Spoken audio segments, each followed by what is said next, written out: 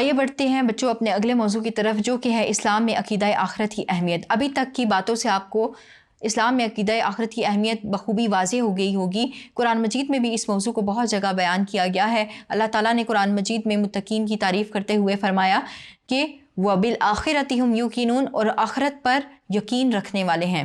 عقیدہ آخرت پر یقین رکھنے کے بہت سے فائدے حاصل ہوتے ہیں۔ اگر عقیدہ آخرت کا یقین انسان کو نہ ہو، دوبارہ پیدا ہونے کا اور حساب کتاب دینے کا یقین انسان کو نہ ہو، تو وہ خود پرستی اور خود غرضی میں مبتلا ہو جائے، دنیا فساد سے بھر جائے۔ یہ دنیا میں جو کنٹرول ہے وہ اسی لیے ہے کہ لوگوں کو اپنے اعمال کی جواب دہی کا احساس اور ڈر ہے کہ کل کو ہم جب دوبارہ پیدا کیے جائیں گے، اللہ تعالیٰ ہمارے اعمال کا حساب کتاب لے گا، تو پھر اس وقت میں ہمارا کیا حال ہوگا۔ لہٰذا وہ دنیا میں سنبھل کر چلتے ہیں، پھونک کر قدم رکھتے ہیں کہ کہیں ان سے کوئی غلطی سرزد نہ ہو جائے، اور اگر ان سے کوئی غلطی ہو جاتی ہے تو اللہ تعالیٰ کے سامنے توبہ طائب ہو جاتے ہیں۔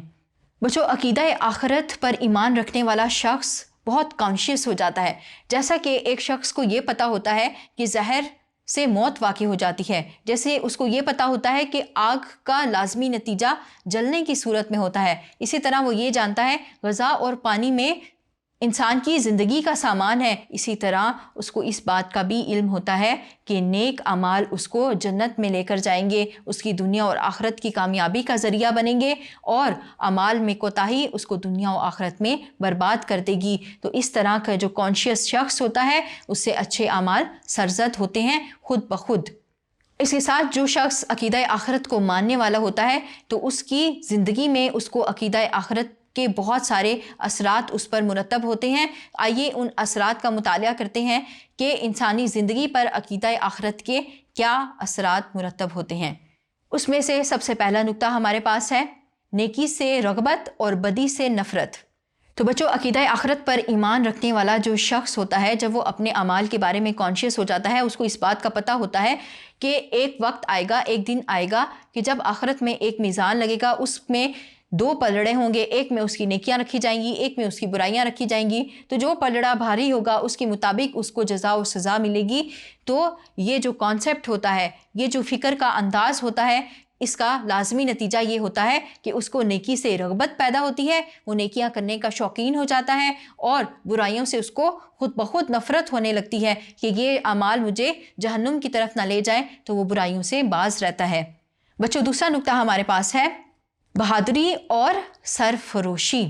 جب کسی شخص کو اس بات کا یقین ہو کہ وہ ایک دن مر جائے گا، مٹ جائے گا، مٹی ہو جائے گا، تو وہ بزدل ہو جاتا ہے، وہ اس میں کوئی کام کرنے کا جذبہ پیدا نہیں ہوتا، وہ معاشرے میں کوئی اہم کردار ادا نہیں کرتا۔ لیکن اس کے مقابلے میں وہ شخص جس کو عقیدہ آخرت پر یقین ہوتا ہے، تو اس میں بہادری اور سرفروشی جیسے جذبات پیدا ہو جاتے ہیں، وہ زندگی میں آگے بڑھنے کی کوشش کرتا ہے، معاشرے میں ایک اہم کردار ادا کرتا ہے، دوسروں سے ڈرتا نہیں ہے بلکہ بہادر بن کے اپنی زندگی گزارتا ہے۔ اگلا نقطہ ہمارے پاس ہے صبر و تحمل۔ عقیدہ آخرت پر ایمان رکھنے والے شخص میں صبر و تحمل پیدا ہو جاتا ہے۔ جب اس کو اس بات کا پتہ ہوتا ہے کہ مجھے نیک اعمال کی جزا ملے گی، برے اعمال کی سزا ملے گی، اور اسی طرح ایک میزان قائم ہوگا، جو لوگ میرے ساتھ زیادتی کرتے ہیں ان کو ایک دن اس کی سزا ملے گی، اور ایسا ہوگا کہ آج میں اگر دنیا میں مشکلات کا شکار ہوں تو آخرت میں مجھے اللہ تعالیٰ جنت میں داخل کر کے راحتوں کا سامان مہیا کریں گے۔ تو ایسا شخص اپنے مصائب اور مشکلات پر صبر سے کام لیتا ہے، صبر و تحمل کا جذبہ اس کو عطا ہو جاتا ہے۔ اگلا نقطہ ہمارے پاس ہے مال خرچ کرنے کا جذبہ۔ تو بچوں، جس شخص کو عقیدہ آخرت پر یقین ہوتا ہے تو وہ اپنا مال سمیٹ کر نہیں رکھتا، بلکہ اس میں سخاوت اور فیاضی جیسی خصوصیات پیدا ہو جاتی ہیں۔